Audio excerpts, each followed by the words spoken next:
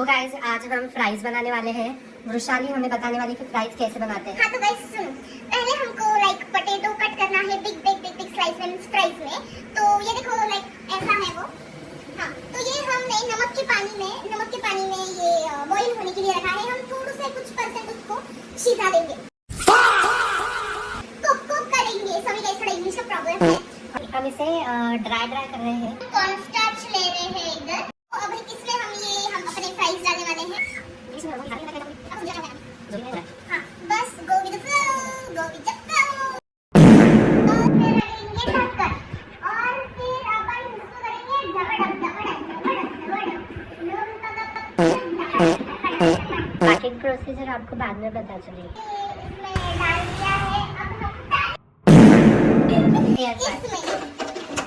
A few moments later. Guys अब 8 minute हो गए हैं तो हम उसे टॉस करने वाले हैं लाइक फ्लेम। ये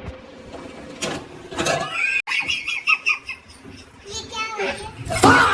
तो गाइस ये थोड़ा ज्यादा कॉर्नस्टार्च हो गया था तो हम इसको फूक मारेंगे। गाइस हमारे फ्रेंच फ्राइज बन चुके हैं। A few moments later.